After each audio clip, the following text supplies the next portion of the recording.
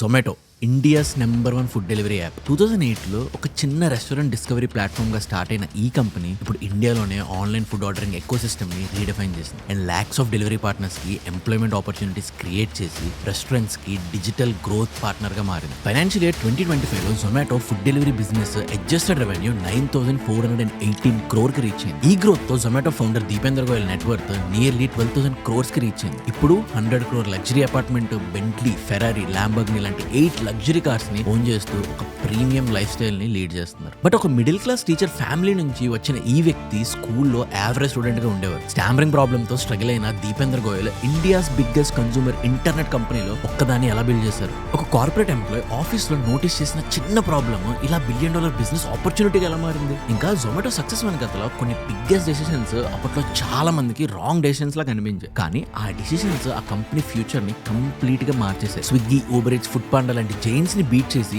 India's number 1 food delivery platform గా మారడానికి Zomato execute చేసిన business, marketing and growth strategies ఏంటి? ఫుడ్ డెలివరీలో మార్కెట్ లీడర్ అయ్యాక కూడా దీపేందర్ గోయల్ ఫ్యూచర్ లో క్విక్ కామర్సే బిగ్గెస్ట్ ఆపర్చునిటీ అని ఎందుకు బిలీవ్ చేసి బ్లింకిట్ ని ఎక్వైర్ చేశారు? మీకు గుర్తుందా, ఒక జాబ్ ఇవ్వాలంటే 20 lakh rupees పే చేయాలంటూ హైరింగ్ పోస్ట్ పబ్లిష్ చేశారు దీపేందర్ గోయల్. అలా ఎందుకు చేశారు? Deepender Goyal vision only food delivery వరకే లిమిట్ కాలేదు. జొమాటోతో పాటు బ్లింకిట్, హైపర్ ప్యూర్, డిస్ట్రిక్ట్ లాంటి మల్టిపుల్ బిజినెస్ ని కనెక్ట్ చేసి ఒక కంప్లీట్ కన్స్యూమర్ ఎకో సిస్టమ్ ని బిల్డ్ చేశారు. ఇలాంటి ఎకో సిస్టమ్ ని బిల్డ్ చేయడానికి వెనకాల ఉన్న స్ట్రాటజిక్ థింకింగ్ ఏంటి? ఈ వీడియోలో దీపేందర్ గోయల్ జర్నీ నుంచి స్టార్ట్ చేసి ఫుడ్ బే ఎలా జొమాటోకి ఎవాల్వ్ అయిందో, కంపెనీ గ్రోత్ వెనకాల ఉన్న business, marketing and growth strategies తో పాటు ఒక కస్టమర్ యాప్ ఓపెన్ చేసి ఫస్ట్ క్లిక్ నుంచి ఫైనల్ పేమెంట్ వరకు ప్రతి స్క్రీన్ వెనకాల ఉన్న సిఆర్ ఆ ఫ్రేమ్వర్క్ ని కూడా డీప్ గా బ్రేక్ డౌన్ చేసి చెప్తాం. దీపేందర్ గోయల్ స్టోరీలో ఈ పర్టికులర్ థింగ్ ని మనం పక్కా డిస్కస్ చేయాలి. దీపేందర్ కి చైల్డ్హుడ్ నుంచి స్టామరింగ్ ప్రాబ్లం ఉండేది. దానివల్ల తన థాట్స్ ని క్లియర్ గా ఎక్స్ప్రెస్ చేయడం చాలా కష్టమైంది. ఇంకా స్టడీస్ లో కూడా తన ఎక్స్ట్రాడినరీ స్టూడెంట్ కాదు. అందుకే తన ఫ్రెండ్స్ అండ్ ఫ్యామిలీ తన థాట్స్ కి అంత వాల్యూ ఇచ్చేవారు కాదు. అండ్ ఈ ఎక్స్పీరియన్సెస్ దీపేందర్ లో ఒక స్ట్రాంగ్ మైండ్ సెట్ ని క్రియేట్ చేశాయి. తన థాట్స్ కి వాల్యూ రావాలంటే ముందు తనని ప్రూవ్ చేసుకోవాలని అనుకున్నాడు. ఆ డిటర్మినేషన్ తోనే 10th తర్వాత కాంపిటేటివ్ ఎగ్జామ్స్ ప్రిపరేషన్ కోసం కోచింగ్ జాయిన్ అయ్యాడు. అండ్ అక్కడ తను ఆల్బిందర్ దిన్సాని కలిశాడు. అక్కడి నుంచి వాళ్ళిద్దరు ఫ్రెండ్షిప్ కంటిన్యూ అయింది. తర్వాత వాళ్ళిద్దరు ఐఐటి ఢిల్లీలో జాయిన్ అయ్యారు. And Deepender mathematics and computing stream లో జాయిన్ అయ్యారు. ఆఫ్టర్ గ్రాడ్యుయేషన్ ఆల్బిందర్ హైయర్ స్టడీస్ కోసం యూఎస్ కి వెళ్లి ఎంఎస్ కంప్లీట్ చేశారు. అండ్ దీపేందర్ బెయిన్ అండ్ కంపెనీలో కన్సల్టెంట్ గా జాయిన్ అయ్యారు. బెయిన్ లో వర్క్ చేస్తున్న టైంలో దీపేందర్ కి ఒక ఇంట్రెస్టింగ్ ప్రాబ్లమ్ ని అబ్జర్వ్ చేశారు. ఆఫీస్ క్యాఫ్టేరియాలోని ఎంప్లాయీస్ మెనూ కార్డ్స్ చూడడానికి క్యూలో వెయిట్ చేయడం, అలాగే స్కాన్డ్ మెనూస్ ని ఇంటర్నల్ గా షేర్ చేసుకోవడం అబ్జర్వ్ చేశాడు. అండ్ ఈ ప్రాబ్లమ్ ని సాల్వ్ చేయడానికి 2008లో ఫుడీబేని స్టార్ట్ చేశారు. ఫుడీబే స్టార్ట్ చేసిన వెరీ ఫ్యూ మంత్స్ లోనే తన ఫ్రెండ్ పంకజ్ తనను జాయిన్ అయ్యాడు. అప్పట్లో ఫుడీబే ఫుడ్ డెలివరీ ప్లాట్ఫామ్ కాదు, అది just restaurant menus, address, phone number లాంటి ఇన్ఫర్మేషన్ ని ఆన్లైన్ లో ప్రొవైడ్ చేసే కంపెనీ. మీకు సింపుల్ గా చెప్పాలంటే పీపుల్ దీన్ని ఫుడ్ ఏ రెస్టారెంట్ లో తినాలి అని డిసైడ్ చేసుకోవడానికి యూస్ చేసేవారు. ఇంకా స్టార్టింగ్ లో వాళ్ళ టీమ్ రెస్టారెంట్ కి వెళ్లి తిరిగి మెనూ కార్డ్స్ కలెక్ట్ చేసి స్కాన్ చేసి మాన్యువల్లీ అప్లోడ్ చేసేవారు. అండ్ యూజర్స్ కి ప్లాట్ఫామ్ ఫ్రీగా ఉండడంతో చాలా మంది ఫుడీబేని యూస్ చేసేవారు. మరి ఇక్కడ ఒక డౌట్ రావచ్చు, ప్లాట్ఫామ్ ఫీ లేకుండా రెవెన్యూ ఎలా జనరేట్ చేసేవారని? ఫుడీబేకి రెవెన్యూ రెస్టారెంట్ నుంచి యాడ్స్ ద్వారా వచ్చేది. ఇంకా దీపేందర్ అండ్ పంకజ్ ఫుడీబే స్టార్ట్ చేసిన ఫస్ట్ 18 months వరకు జాబ్ ని కంటిన్యూ చేశారు. తర్వాత ఆ కంపెనీ గ్రోత్ చూసి ఫుల్ టైమ్ గా స్టార్ట్అప్ మీద ఫోకస్ పెట్టారు. ఫుల్ టైమ్ గా వర్క్ చేయడం స్టార్ట్ చేసిన తర్వాత గుర్గాన్ లో వర్క్ అయిన ఈ మోడల్ ని ఢిల్లీ ఎన్సీఆర్ కి ఎక్స్పెండ్ చేయడం స్టార్ట్ చేశారు. ఈ గ్రోత్ ని అబ్జర్వ్ చేసిన నౌకరీ ఫౌండర్ సంజీవ్ బిక్షంద్ ని ఫుడీబే గురించి ఇంకా తెలుసుకుందాం అని చెప్పి దీపేందర్ కి ఒక డీటెయిల్ మెయిల్ పంపించారు. కానీ ఫన్నీ థింగ్ ఏంటంటే దీపేందర్ దీన్ని స్టార్టింగ్ లో సీరియస్ గా తీసుకోలేదు. తర్వాత మెయిల్ పంపించడం నౌకరీ ఫౌండర్ అని తెలిసాక డిస్కషన్ స్టార్ట్ అయ్యాయి. ఫుడీబే గ్రోత్ పొటెన్షియల్ ని చూసిన సంజీవ్ బిక్షంద్ ని ఇన్ఫో ఎడ్జ్ త్రూ 2010 లో కంపెనీలో అరౌండ్ $1 million ని ఇన్వెస్ట్ చేస్తారు. అదే ఫుడీబేకి ఫస్ట్ మేజర్ ఫండింగ్ రౌండ్ గా మారింది. అండ్ ఈ ఫండ్ రౌండ్ ఫుడీబే ఎక్స్పెన్షన్ కి చాలా యూజ్ అయింది. But before rapid expansion Foodiebay name was change to Zomato. And వాళ్ళు ఆ నేమ్ ని చేంజ్ చేయడానికి మేజర్ రీజన్ ఫుడీబే అనే పేరు ఈబేకి చాలా సిమిలర్ గా ఉండడం వల్ల పీపుల్ కన్ఫ్యూజ్ అవుతారేమోనని నేమ్ ని చేంజ్ చేసేసారు. రీబ్రాండింగ్ తర్వాత జొమాటో ఇండియా అంతా తన ప్రెజెన్స్ ని ర్యాపిడ్ గా ఎక్స్పెండ్ చేయడం స్టార్ట్ చేసింది. ఈ గ్రోత్ ని చూసి ఇన్ఫో ఎడ్జ్ కి కూడా కంపెనీ మీద మరింత కాన్ఫిడెన్స్ వచ్చింది. అందుకే 2011లో అరౌండ్ $3.5 million, 2012లో $2.3 million, ఎర్లీ 2013లో ఇంకో $10 million ని ఎవ్రీ రౌండ్ లో ఇన్వెస్ట్ చేసింది. ఈ కంటిన్యూస్ ఫండింగ్ సపోర్ట్ తోనే జొమాటో టీమ్ ని పెంచింది, టెక్నాలజీని ఇంప్రూవ్ చేసింది, కొత్త సిటీస్ లో ఆపరేషన్స్ స్టార్ట్ చేసింది. అండ్ ఈ ఫేజ్ లోనే దీపేందర్ చైల్డ్హుడ్ ఫ్రెండ్ అయిన అల్బిందర్ దిన్సా కూడా జొమాటోలో జాయిన్ అయ్యారు. అప్పటికే జొమాటో ఇంటర్నేషనల్ మార్కెట్స్ లోకి ఎంటర్ అవడం స్టార్ట్ చేసింది. అల్బిందర్ ఇంటర్నేషనల్ ఆపరేషన్స్ ని హ్యాండిల్ చేస్తూ ఆ ఎక్స్పెన్షన్ కి ఇంపార్టెంట్ రోల్ ప్లే చేశారు. యుఏఈ, యూకే, సౌత్ ఆఫ్రికాతో పాటు చాలా ఇంటర్నేషనల్ మార్కెట్స్ లో జొమాటో ఎక్స్పాండ్ అవడం స్టార్ట్ చేసింది. ఈ ప్రాసెస్ లో అల్బిందర్ కంపెనీ లీడర్షిప్ టీమ్ లో కీ మెంబర్ గా మారారు. జొమాటో గ్లోబల్ ఎక్స్పాన్షన్ స్ట్రాటజీని ఎగ్జిక్యూట్ చేయడంలో కూడా యాక్టివ్ రోల్ ప్లే చేస్తారు. అప్పటికే జొమాటో రెస్టారెంట్ డిస్కవరీ స్పేస్ లో స్ట్రాంగ్ ప్లేయర్ గా మారుతుంది. Everything was going well. The company was receiving funding, global expansion ఉంది అండ్ జనరేటింగ్ రెవెన్యూ. కానీ 2013 లో కంపెనీ గ్లోబల్ ఎక్స్పాన్షన్ లో కీ రోల్ ప్లే చేసిన అల్బిందర్ జొమాటోని లీవ్ చేసి తన ఓన్ స్టార్ట్అప్ గ్రూపర్స్ ని స్టార్ట్ చేశారు. But at the same time జొమాటోకి ఇంకో పెద్ద బ్రేక్ త్రూ. ఇండియాతో పాటు ఇంటర్నేషనల్ మార్కెట్స్ లో కూడా ఎక్స్పెండ్ అవుతున్న జొమాటోకి మరింత క్యాపిటల్ అవసరమైంది. అండ్ అదే టైంలో జొమాటో గ్రోత్ ని చూసిన సికోయా క్యాపిటల్ ఎగ్జిస్టింగ్ ఇన్వెస్టర్ ఇన్ఫోఎడ్జ్ 2013 లో కంపెనీలో అరౌండ్ $37 million ని ఇన్వెస్ట్ చేశారు. ఈ ఫండింగ్ జొమాటో స్టోరీలో ఒక మేజర్ టర్నింగ్ పాయింట్ గా మారింది. ఇంట్రెస్టింగ్ థింగ్ ఏంటంటే ఈ ఫండింగ్ రౌండ్స్ అన్ని జరుగుతున్న ప్రాసెస్ లో ఫౌండర్ స్టేక్ మెల్లగా డైల్యూట్ అవడం స్టార్ట్ అయింది. ఒక స్టేజ్ కి ఇన్ఫోఎడ్జ్ స్టేక్ 57.9% కి రీచ్ అయిన company vision and decision making కి లీడ్ చేసింది మాత్రం దీపేందర్. ఇక్కడ దీపేందర్ కి ఒక రియలైజేషన్ వచ్చింది. జొమాటోకి యూజర్స్ పెరుగుతున్నారు, రెస్టారెంట్స్ పెరుగుతున్నాయి, కంపెనీ కొత్త సిటీస్ కి ఎక్స్పెండ్ అవుతుంది, రెవెన్యూ కూడా పెరుగుతుంది. 2014 లో జొమాటో రెవెన్యూ నియర్లీ 30.6 crores కి రీచ్ అయింది. కానీ ఆ రెవెన్యూలో మేజర్ పార్ట్ ఈ restaurant advertisements and visibility packages నుంచి వస్తుంది. ఇక్కడే దీపేందర్ కి క్వశ్చన్ రైజ్ అయింది. జొమాటో రెస్టారెంట్ డిస్కవరీతో మాత్రం ఎందుకు ఆగిపోవాలి? ఎందుకంటే కస్టమర్స్ రెస్టారెంట్స్ డిస్కవర్ చేయడానికి జొమాటోని యూజ్ చేస్తున్నారు, కానీ యాక్చువల్ ఫుడ్ ఆర్డర్స్ మాత్రం వేరే ప్లాట్ఫామ్స్ ద్వారా ప్లేస్ చేసుకుంటున్నారు. మరి ఫుడ్ డెలివరీని కూడా జొమాటోలోనే ప్రొవైడ్ చేస్తే యాడ్స్ తో పాటు ప్లాట్ఫామ్ అండ్ డెలివరీ కమిషన్ ద్వారా ఇంకా ఎక్కువ రెవెన్యూ జనరేట్ చేయొచ్చని థింక్ చేయడం స్టార్ట్ చేశారు. అండ్ అదే టైంలో 2014 లో స్విగ్గీ ఫుడ్ డెలివరీ యాప్ ని లాంచ్ అయింది. ఫుడ్ డెలివరీ మార్కెట్ లో ఉన్న గ్యాప్ అండ్ ఆపర్చునిటీని స్విగ్గీ ఇంకా క్లియర్ గా చూపించింది. దీంతో దీపేందర్ జొమాటోని ఓన్లీ రెస్టారెంట్ డిస్కవరీ ప్లాట్ఫామ్ గా కాకుండా ఫుడ్ డెలివరీ ప్లాట్ఫామ్ గా కూడా మార్చాలని డిసైడ్ అయ్యారు. ఇంకప్పటికే జొమాటో దగ్గర lakhs of users, restaurant database, reviews and ratings, strong brand ఉంది. కాబట్టి స్క్రాచ్ నుంచి స్టార్ట్ చేయాల్సిన అవసరం లేదు. అండ్ ఈ రియలైజేషన్ తోనే 2015 లో జొమాటో ఫుడ్ డెలివరీ బిజినెస్ లోకి ఎంట్రీ ఇచ్చింది. కానీ రెస్టారెంట్ డిస్కవరీ ప్లాట్ఫామ్ ని బిల్డ్ చేయడం వేరు, ఫుడ్ డెలివరీ నెట్వర్క్ ని బిల్డ్ చేయడం వేరు. ఎందుకంటే ఒక ఫుడ్ డెలివరీ నెట్వర్క్ బిల్డ్ చేయాలంటే delivery partners, logistics, customer support, real time operations లాంటి ఛాలెంజెస్ ఉంటాయి. అండ్ ఇంకోవైపు స్విగ్గీ కూడా ర్యాపిడ్ గా గ్రో అవుతుంది. మరి స్విగ్గీ లాంటి స్ట్రాంగ్ కాంపిటీటర్ ని ఫేస్ చేస్తూ జొమాటో మార్కెట్ లో తన పొజిషన్ ని ఎలా బిల్డ్ చేసుకుంది అండ్ ఇలాంటి గ్రోత్ కి కావాల్సిన ఇన్వెస్ట్మెంట్స్ ని ఎలా అట్రాక్ట్ చేసుకుంది? ఇంకా జొమాటో వాడిన మార్కెటింగ్ అండ్ గ్రోత్ స్ట్రాటజీస్ ని కూడా బ్రేక్ డౌన్ చేద్దాం. క్లారిటీ కోసం ఈ పాయింట్స్ ని మనం 2 టైమ్ లైన్స్ లో బ్రేక్ డౌన్ చేద్దాం. ఫస్ట్ టైమ్ లైన్ 2015 నుంచి 2019 అంటే కోవిడ్ కి ముందు, and second time line post Covid.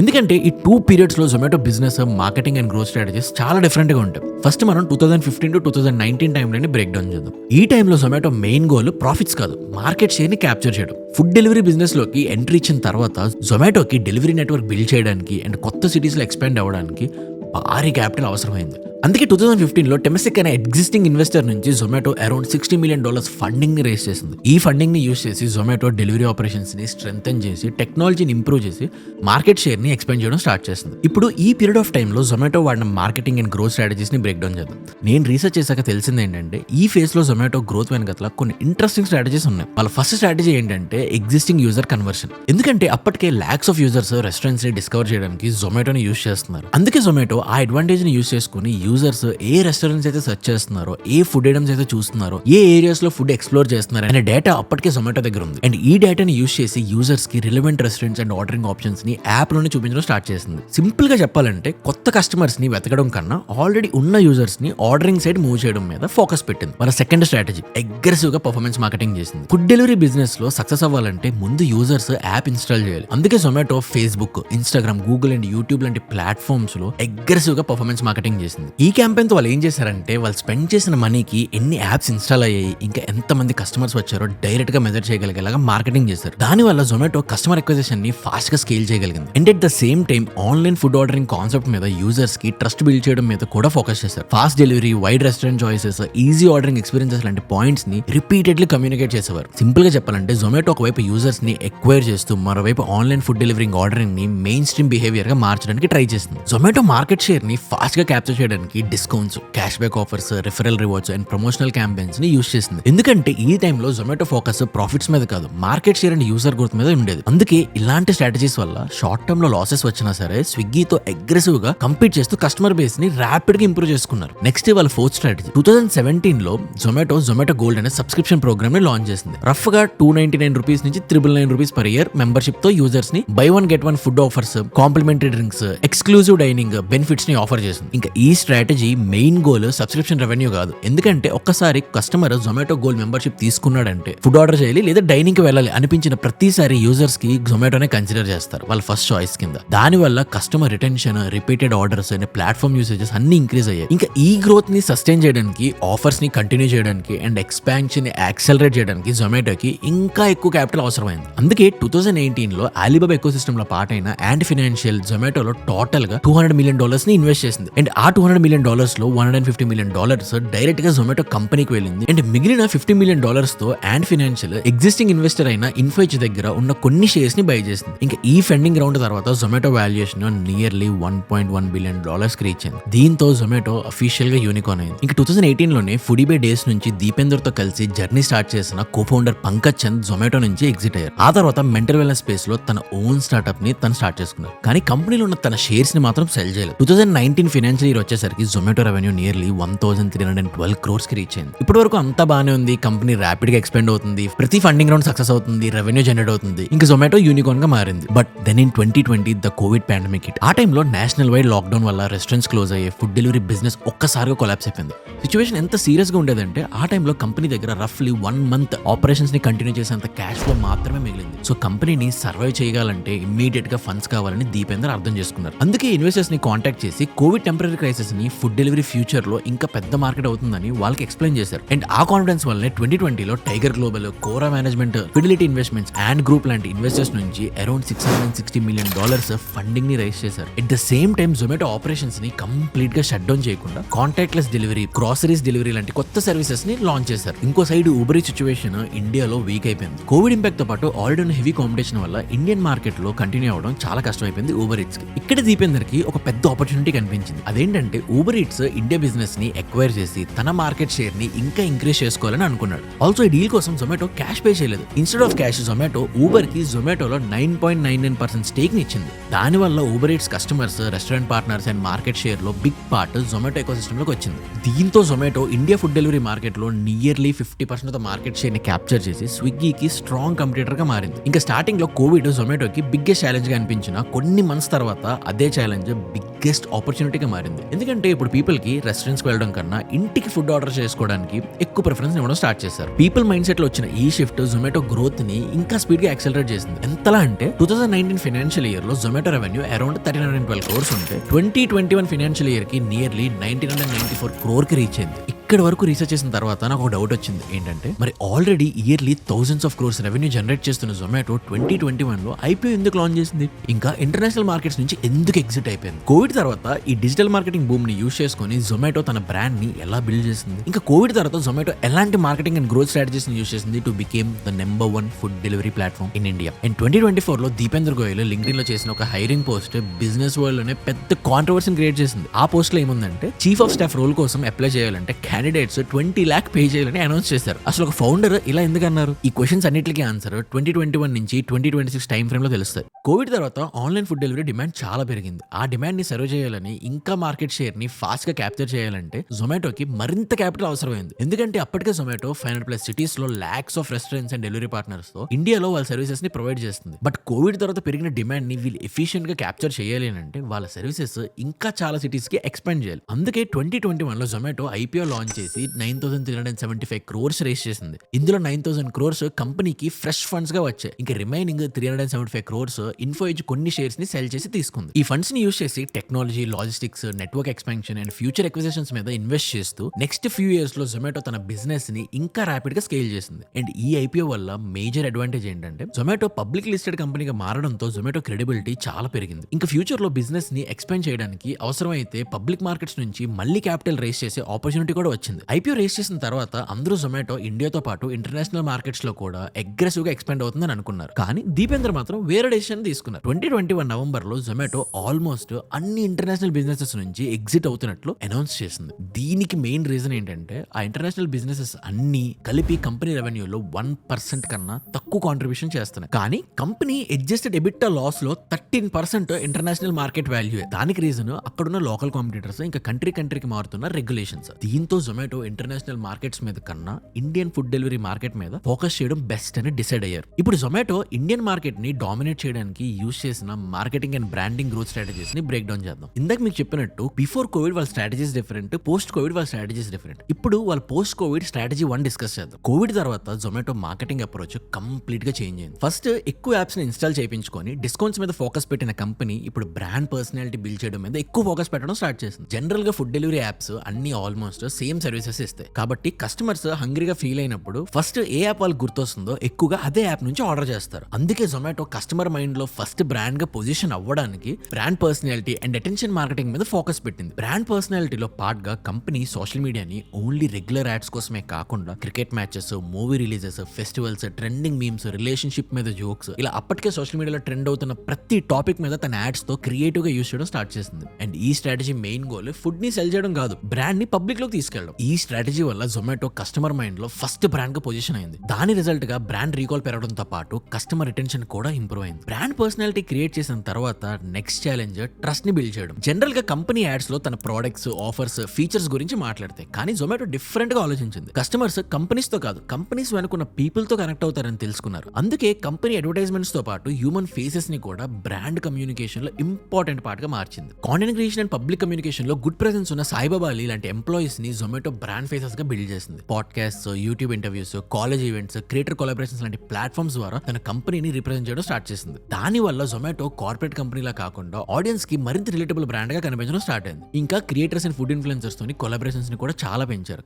కంపెనీని రిప్రజెంట్ చేయడం ఎంప్లాయీస్ వరకే లిమిట్ కాలేదు. ఫౌండర్ దీపేందర్ గోయల్ కూడా జొమాటో పబ్లిక్ ఫేస్ గా మారారు. చాలా పాడ్కాస్ట్ లో company decisions, failures, business philosophy open గా షేర్ చేయడం వల్ల లీడర్షిప్ మీద ట్రాన్స్పరెన్సీ పెంచింది. అండ్ ఒక రోజు దీపేందర్ డెలివరీ పార్ట్నర్ గా పనిచేసి డెలివరీ పార్ట్నర్స్ ఎవ్రీడే ఫేస్ చేసే ఛాలెంజెస్ ని పర్సనల్ ఎక్స్పీరియన్స్ చేశారు. ఆ ఇన్సిడెంట్ సోషల్ మీడియాలో వైరల్ అవడంతో కంపెనీ ఆపరేషన్స్ ని గ్రౌండ్ లెవెల్ నుంచి అర్థం చేసుకోవాలనే దీపేందర్ లీడర్షిప్ అప్రోచ్ ని చాలా మంది అప్రిషియేట్ చేశారు. ఇంకా దీపేందర్ గోయల్ తీసుకున్న ఒక్క డెసిషన్ వల్ల జొమాటో చాలా పెద్ద కాంట్రవర్సీని ఫేస్ చేస్తుంది. అదేంటంటే 2024 లో Deepender chief of staff hiring announcement చేశారు. ఇందులో ఇంట్రెస్టింగ్ కండిషన్ ఏంటంటే చీఫ్ ఆఫ్ స్టాఫ్ రోల్ కి సెలెక్ట్ అయ్యే క్యాండిడేట్ ఫస్ట్ శాలరీ తీసుకోకుండా వర్క్ చేయాలి. అంతేకాకుండా 20 lakhs ని ఫీడింగ్ ఇండియాకి డొనేట్ చేయాలని కండిషన్ పెట్టారు. ఈ అనౌన్స్మెంట్ సోషల్ మీడియాలో చాలా పెద్ద కాంట్రవర్సీని క్రియేట్ చేసింది. చాలా మంది దీన్ని సపోర్ట్ చేశారు, ఆల్సో చాలా మంది దీన్ని క్రిటిసైజ్ కూడా చేశారు. కానీ బిజినెస్ పర్స్పెక్టివ్ నుంచి చూస్తే ఒక్క హైరింగ్ అనౌన్స్మెంట్ జొమాటోకి massive media coverage, social media discussions and brand విజిబిలిటీని చాలా పెంచింది. ఇక్కడ జొమాటో ప్రొడక్ట్స్ ని మాత్రమే ప్రమోట్ చేయలేదు, కంపెనీ వెనుకున్న పీపుల్ ని కూడా ఆడియన్స్ ముందుకు తీసుకొచ్చి కంపెనీని మరింత రిలేటబుల్ గా అథెంటిక్ గా మార్చింది. నెక్స్ట్ వాళ్ళ third strategy. First and second strategies ద్వారా జొమాటో కస్టమర్ అటెన్షన్ ని గ్రాప్ చేసింది, ఇంకా ట్రస్ట్ ని కూడా బిల్డ్ చేసుకుంది. కానీ బిజినెస్ పర్స్పెక్టివ్ నుంచి చూస్తే లాంగ్ టర్మ్ గ్రోత్ కి ఇవి మాత్రమే సరిపోవు. ఎందుకంటే కస్టమర్ ఒక్కసారి యాప్ డౌన్లోడ్ చేసి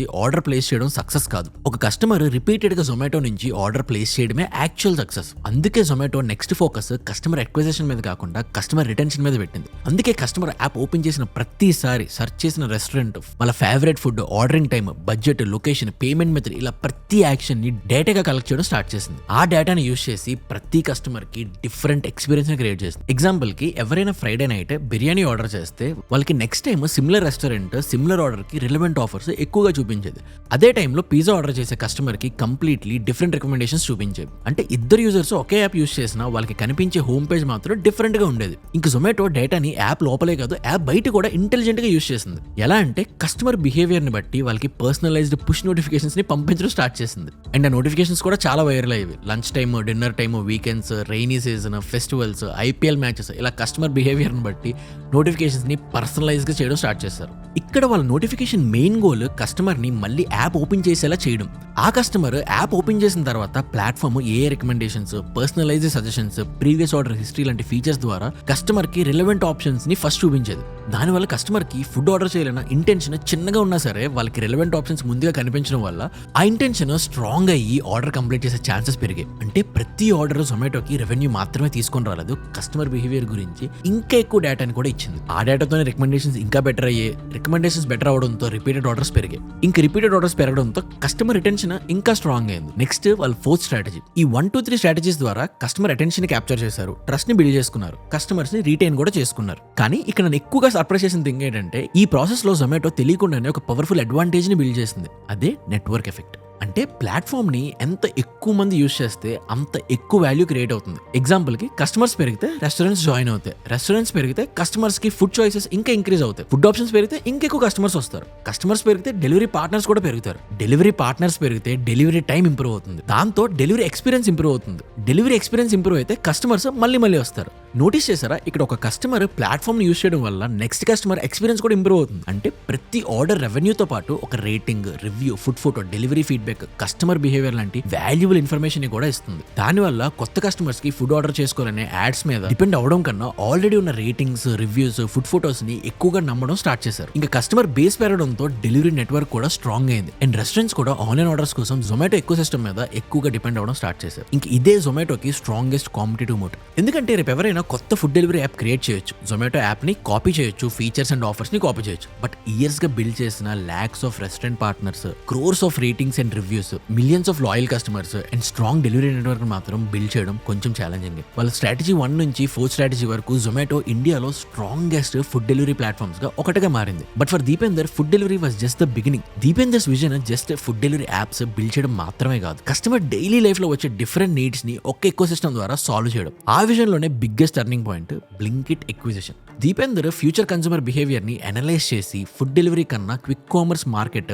లాంగ్ టర్మ్ లో ఇంకా పెద్ద ఆపర్చునిటీ క్రియేట్ చేస్తుందని నమ్మారు. అందుకే మార్కెట్ ని క్యాప్చర్ చేయడానికి బ్లింకిట్ ని చూస్ చేసుకున్నారు. ఇక్కడ అన్నోన్ థింగ్ ఏంటంటే, మనం స్టార్టింగ్ లో చెప్పినట్టు అల్బిందర్ స్టార్ట్అప్ గ్రూఫర్సే 2021 లో తన బ్రాండ్ నేమ్ ని బ్లింకిట్ గా మార్చుకున్నారు. ఇంకా దీపేందర్ గోయల్ కూడా 2015 లోనే గ్రూఫర్స్ లో అర్లీ ఇన్వెస్టర్స్ లో ఒకరుగా నియర్లీ $94,000 ని ఇన్వెస్ట్ చేశారు. తర్వాత 2022 స్టార్టింగ్ లోనే పర్సనల్ ఇన్వెస్ట్మెంట్ ని టైగర్ గ్లోబల్ కి అరౌండ్ $2.86 million కి సెల్ చేసి ఎగ్జిట్ అయ్యారు. దెన్ ఇన్ 2022 ఆగస్ట్ లో జొమాటో బ్లింకిట్ ని 4,447 crores ఆల్ స్టాక్ డీల్ ద్వారా ఎక్వైర్ చేసుకుంది. అంటే క్యాష్ పే చేయకుండా బ్లింకిట్ షేర్ హోల్డర్స్ కి జొమాటో షేర్స్ ని ఇష్యూ చేసి ఎక్విజిషన్ ని కంప్లీట్ చేసింది. దానివల్ల బ్లింకిట్ షేర్ హోల్డర్స్ కి జొమాటోలో అరౌండ్ 6.88% స్టేక్ వచ్చింది. చాలా మంది ఇది జస్ట్ గ్రాసరీ బిజినెస్ లోకి ఎక్స్పాన్షన్ అనుకున్నారు, కానీ ఇక్కడ యాక్చువల్ స్ట్రాటజీ జస్ట్ గ్రాసరీస్ అమ్మడం మాత్రమే కాదు. ఇక్కడ కస్టమర్స్ కి ఫుడ్ కావాలన్నప్పుడు జొమాటో, మిల్క్ అండ్ గ్రాసరీస్ కావాలన్నప్పుడు, వాళ్ళ డైలీ ఎసెన్షియల్స్ ఇమీడియట్ గా కావాలంటే బ్లింకిట్. అంటే ఒక కస్టమర్ ఎవ్రీడే లైఫ్ ఎక్కువ సిచ్యువేషన్స్ లో ఎటర్నల్ ఎకో సిస్టమ్ ని యూజ్ చేసేలా బిల్డ్ చేశాడు. ఈ డెసిషన్ కంపెనీ ఫ్యూచర్ ని కంప్లీట్ గా మార్చేసింది. ఇప్పుడు Blinkit eternal fastest growing business లో ఒకటిగా మారి ఫైనాన్షియల్ ఇయర్ 2025 లో 5,206 crores అడ్జస్టెడ్ రెవెన్యూ జనరేట్ చేసింది. కానీ ఎకో సిస్టమ్ కస్టమర్ వర్కే లిమిట్ కాలేదు. ఆల్రెడీ రెస్టారెంట్స్ కోసం హైపర్ ప్యూర్ అనే B2B బిజినెస్ ని స్కేల్ చేస్తున్నారు. రెస్టారెంట్స్ కి vegetables, dairy products, meat packaging, materials లాంటి కిచెన్ ఎసెన్షియల్స్ ని సప్లై చేస్తూ ఫుడ్ ప్రిపేర్ అయ్యే స్టేజ్ నుంచి కూడా ఎకో సిస్టమ్ లో వాల్యూ క్రియేట్ చేయడం స్టార్ట్ చేశారు. ఇంకా 2024 లో డిస్ట్రిక్ట్ ని లాంచ్ చేసి dining, movie tickets, events, experiences లాంటి కేటగిరీస్ లో కూడా ఎక్స్పెండ్ అయ్యారు. అంటే నోటీస్ చేశారా, రెస్టారెంట్స్ కి రా మెటీరియల్స్ కావాలి అంటే హైపర్ ప్యూర్, కస్టమర్ కి ఫుడ్ ఆర్డర్ చేయాలంటే జొమాటో, ఫాస్టెస్ట్ గ్రాసరీస్ కావాలంటే బ్లింకిట్, ఫ్రెండ్స్ తో రెస్టారెంట్స్ కి వెళ్ళాలన్నా, మూవీ చూడాలన్నా, ఈవెంట్ అటెండ్ అవ్వాలన్నా డిస్ట్రిక్ట్. ఇలా కస్టమర్ జర్నీలో డిఫరెంట్ మూమెంట్స్ కి ఒక ఎకో సిస్టమ్ కింద తీసుకొచ్చారు. ఈ విజన్ వల్లే 2025 లో కంపెనీ తన కార్పొరేట్ నేమ్ ని ఎటర్నల్ గా చేంజ్ చేసింది. చాలా మంది ఇది జస్ట్ రీబ్రాండింగ్ అనుకున్నారు, కానీ యాక్చువల్ రీజన్ ఏంటంటే కంపెనీ ఫ్యూచర్ లో ఓన్లీ జొమాటో అనే ఒక్క యాప్ మీద డిపెండ్ అవ్వకూడదని అనుకున్నారు. అందుకే food delivery, Blinkit, hyper pure, district ఇలా మల్టిపుల్ బిజినెసెస్ ని రిప్రజెంట్ చేసే పేరెంట్ ఐడెంటిటీని ఎటర్నల్ గా ఇంట్రడ్యూస్ చేశారు. ఈ ఎకో సిస్టమ్ స్ట్రాటజీ రిజల్ట్ గా ఫైనాన్షియల్ ఇయర్ 2025 లో ఎటర్నల్ రెవెన్యూ 20,243 crore కి రీచ్ అయింది. ఈ 5 స్ట్రాటజీస్ వల్ల జొమాటో ఇండియాలో ఫుడ్ డెలివరీ జైంట్ గా మాత్రమే కాదు, కంప్లీట్ కన్స్యూమర్ ఎకో సిస్టమ్ గా ఎవాల్వ్ అయింది. కానీ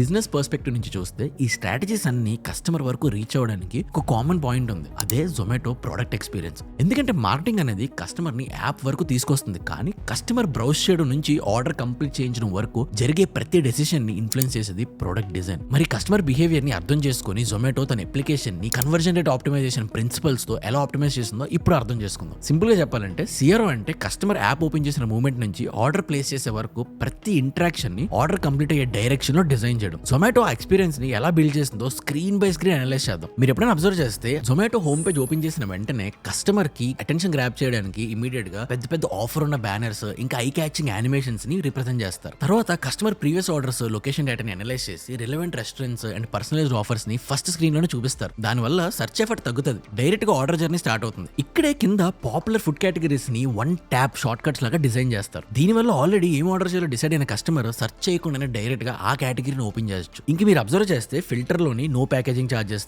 near and fast, quick delivery options, ఇలాంటి ఆప్షన్స్ నీ డెసిషన్ ప్రాసెస్ ని సింప్లిఫై చేస్తాయి. ఫైనల్లీ ఏ కస్టమర్ బిహేవియర్ బిహేవియర్ అనలైజ్ చేసి ఆర్డర్ ప్లేస్ అయ్యే హైయెస్ట్ ప్రాబిలిటీ ఉన్న రెస్టారెంట్స్ ని స్టార్టింగ్ లో రికమెండ్ చేస్తుంది. నెక్స్ట్ మనం ఏదైనా కేటగిరీ ఓపెన్ చేస్తే ఆ కేటగిరీలో ఫస్ట్ మనకి ఆఫర్స్, రేటింగ్స్, డెలివరీ టైం లాంటి మెట్రిక్స్ హైలైట్ అవుతాయి. ఎందుకంటే కస్టమర్ డెసిషన్ మేకింగ్ సైకాలజీ ప్రకారం ఫస్ట్ ఫ్యూ సెకండ్స్ లోనే value perception, trust, convenience evaluate చేస్తారు. అందుకే ప్రొడక్ట్ టీమ్ ఆ సీక్వెన్స్ లోని ఇన్ఫర్మేషన్ ని అరేంజ్ చేస్తుంది. దానివల్ల డిసిషన్ ఫ్రిక్షన్ తగ్గి కన్వర్జన్ ఛాన్సెస్ ఇంప్రూవ్ అవుతాయి. తర్వాత ఏదైనా రెస్టారెంట్ ఓపెన్ చేశాక కస్టమర్ ఒక ఆర్డర్ ని కంప్లీట్ చేయడానికి కావాల్సిన కీ ఇన్ఫర్మేషన్ ని టాప్ ఆఫ్ ద స్క్రీన్ లోనే ప్రొవైడ్ చేస్తారు. అంటే రెస్టారెంట్ ఎంత డిస్టెన్స్ లో ఉంది, డెలివరీ టైం ఎంత పడుతుంది, ఇంకా షెడ్యూల్ ఫర్ లేటర్ ఆప్షన్స్ ద్వారా కస్టమర్ కి ఫ్లెక్సిబిలిటీని ఇస్తారు. ఇలా స్టార్టింగ్ లోని ఇన్ఫర్మేషన్ అంతా కనిపించేసరికి కస్టమర్ ఆర్డర్ పోస్ట్ పోన్ చేయాల్సిన సిచ్యువేషన్ వచ్చినా అదే యాప్ లో షెడ్యూల్ చేసుకుంటారు. ఇంకా దాని కిందనే ఆఫర్స్ అండ్ డీల్స్ కంటిన్యూగా డిస్ప్లే చేస్తారు. దానివల్ల కస్టమర్ మైండ్ లో డీల్ వాల్యూ కంటిన్యూస్లీ రీఎన్ఫోర్స్ అవుతుంది. రిజల్ట్ గా రెస్టారెంట్ స్విచ్ చేయడం లేదా యాప్ క్లోజ్ చేయడం లాంటి డ్రాప్ ఆఫ్స్ తగ్గి ఆర్డర్ కంప్లీషన్ రేట్ ఇంప్రూవ్ అవుతుంది. అండ్ కస్టమర్ ఎప్పుడైనా యాడ్ బటన్ క్లిక్ చేయగానే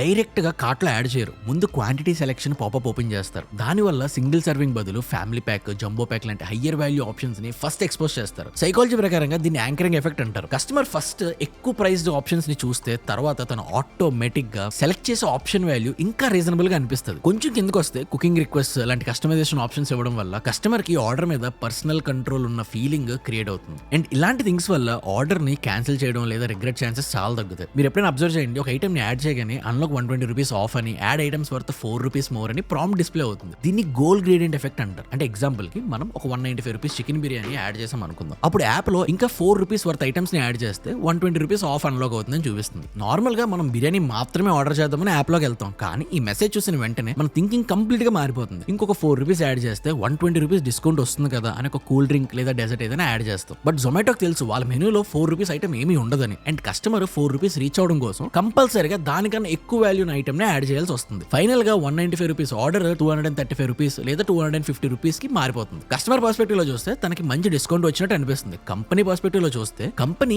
యావరేజ్ ఆర్డర్ వాల్యూ ఇంక్రీస్ అవుతుంది. ఇంకా కన్స్యూమర్ కంటిన్యూ క్లిక్ చేయగానే వెంటనే తన టాప్ లో యూ సేవ్డ్ 27 రూపీస్ అనే హైలైట్ చూపిస్తుంది. దానివల్ల ఆర్డర్ ఎక్స్పెన్సివ్ అనే ఫీలింగ్ తగ్గి నేను ఆల్రెడీ సేవ్ చేశాననే సాటిస్ఫాక్షన్ క్రియేట్ అవుతుంది కస్టమర్ కి. నెక్స్ట్ ఇక్కడే జొమాటో 1 రూపీస్ కి జొమాటో గోల్డ్ ని ఆఫర్ సజెస్ట్ చేస్తుంది. అంటే ఒక ఆర్డర్ ని కంప్లీట్ చేయించడం మాత్రమే కాదు, ఆ కస్టమర్ ని లాంగ్ టర్మ్ సబ్స్క్రైబర్ గా కన్వర్ట్ చేయడం దీని ఆబ్జెక్టివ్. ఇంకా కూపన్స్ ని మాన్యువల్ గా సెర్చ్ చేసే ఆప్షన్ లేకుండా ఎలిజిబుల్ కూపన్స్ ని డైరెక్ట్ గా సజెస్ట్ చేస్తుంది. దానివల్ల చెక్అవుట్ ప్రాసెస్ సింపుల్ గా అవడంతో పాటు కస్టమర్ కి ఇంకా బెటర్ డీల్ దొరికిందనే ఫీలింగ్ ని క్రియేట్ చేస్తారు. ఆల్సో ఇక్కడే special offers for you, selection లో డైనింగ్ వోచర్ లాంటి రివార్డ్స్ ఇస్తారు. దానివల్ల ఆబ్జెక్టివ్ ఏంటంటే కస్టమర్ జర్నీని ఒక ఆర్డర్ తో కంప్లీట్ చేయకుండా నెక్స్ట్ పర్చేస్ కి కనెక్ట్ చేయడం. అండ్ ఇవాళ ఫుడ్ ఆర్డర్ చేసిన కస్టమర్ ని రేపు డైనింగ్ కోసం బయటికి వెళ్ళినప్పుడు వేరే ప్లాట్ఫామ్ గురించి ఆలోచించే ముందే నా దగ్గర జొమాటో వోచర్ ఉంది కదా అని మళ్ళీ జొమాటోనే ఓపెన్ చేయిస్తారు. ఇలా ప్రతి ట్రాన్సాక్షన్ ని నెక్స్ట్ ట్రాన్సాక్షన్స్ తో కనెక్ట్ చేస్తూ కస్టమర్ ని ఎకో సిస్టమ్ లోనే రిటైన్ చేస్తారు. దానివల్ల కస్టమర్ రిటెన్షన్ పెరుగుతుంది. లాంగ్ టర్మ్ లో కస్టమర్ లైఫ్ టైం వాల్యూ కూడా ఇంక్రీజ్ అవుతుంది. ఇంకా మనం ఫైనల్లీ పేమెంట్ మోడ్ కి వచ్చాక గూగుల్ పే, ఫోన్ పే లాంటి most frequently used payment methods ని ఫస్ట్ డిస్ప్లే చేస్తారు. దీనివల్ల పేమెంట్ ప్రాసెస్ చాలా ఫాస్ట్ గా అయిపోవడంతో పాటు చెక్అవుట్ టైమ్ లో కస్టమర్ ఆ యాప్ ని వదిలేసి వెళ్ళిపోయే ఛాన్సెస్ కూడా తగ్గిపోతాయి. జొమాటో ఇలాంటి ఎన్నో సిఆర్ ఎలిమెంట్స్ యూజ్ చేసింది కాబట్టి ఇండియాలో ఫుడ్ డెలివరీ ఇండస్ట్రీలో నెంబర్ 1 యాప్ గా మారింది. రీసెంట్ గా ఫైనాన్షియల్ ఇయర్ 2025 లో Zomato food delivery business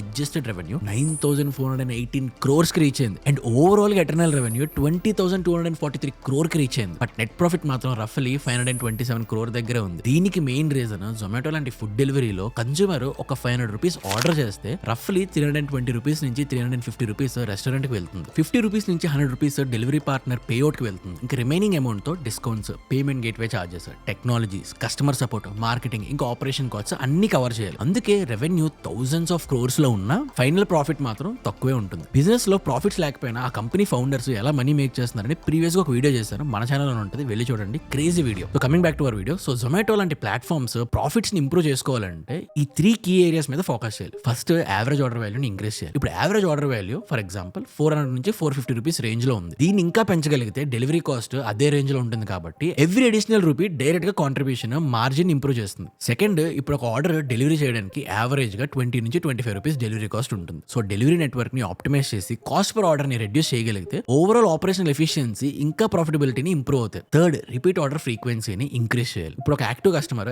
average గా ఇయర్ కి 60+ ఆర్డర్స్ ని ప్లేస్ చేస్తున్నారు. ఈ ఫ్రీక్వెన్సీ ఇంకా పెరిగితే అదే కస్టమర్ నుంచి ఎక్కువ రెవెన్యూ జనరేట్ అవడం వల్ల కస్టమర్ లైఫ్ టైం వాల్యూ ఇంకా ప్రాఫిటబిలిటీ రెండు ఇంప్రూవ్ అవుతాయి. ఈ పెద్ద పెద్ద కంపెనీస్ ఇలాంటివన్నీ ఏదో ఒకటి అవుతాయని చెప్పేసి ఇప్పుడు ఇన్ని క్రోర్స్ ఆఫ్ రూపీస్ ని కంపెనీస్ లో ఇన్వెస్ట్ చేస్తారు. అందుకే ఆ కంపెనీస్ వెనక అసలు ఫౌండర్స్ కానీ ఇన్వెస్టర్స్ కానీ అంత మనీని ఇప్పుడు స్పెండ్ చేస్తారు. బికాస్ ఏదో ఒకటి ఈ మొత్తం ఇన్వెస్ట్మెంట్ అంతా ప్రాఫిట్ లోకి వెళ్తుందని. Thank you so much for watching the entire video. I hope you learn learn something new in the video. ఇంకా ఇలాంటి వీడియోస్ మిస్ అవ్వద్దంటే రైట్ అవే ఛానల్ని సబ్స్క్రైబ్ చేసుకోండి. వీడియో కానీ మీకు నచ్చితే కొంచెం టైం తీసుకొని ఎఫర్ట్ పెట్టి ఒక కమెంట్ రాయండి, ఈ వీడియో చాలా బాగుంది, ఇంకా బెటర్ వీడియోస్ చేయండి, అలా ఏదో ఒకటి కమెంట్లో కానీ మీరు రాస్తే అది మాకు చాలా బూస్టింగ్ ఇస్తుంది. మీరు ఇంకా ఎక్కువ సపోర్ట్ చేస్తే సూన్ తెలుగులోనే బిజినెస్ డాక్యుమెంటరీస్ చేద్దాం అనుకుంటున్నాం. అంటే వెరీ పెద్ద స్కేల్లోనే బిజినెస్ డాక్యుమెంటరీస్ ని షూట్ చేసి మొత్తం నాలెడ్జ్ ని డెమోక్రటైజ్ చేసి ఎక్కువ మందికి బిజినెస్ ని అర్థమయ్యేలాగా ఎక్స్ప్లెయిన్ చేయడానికి ట్రై చేస్తాం. ఐ హోప్ మీరు సపోర్ట్ చేస్తారు. Thank you so much.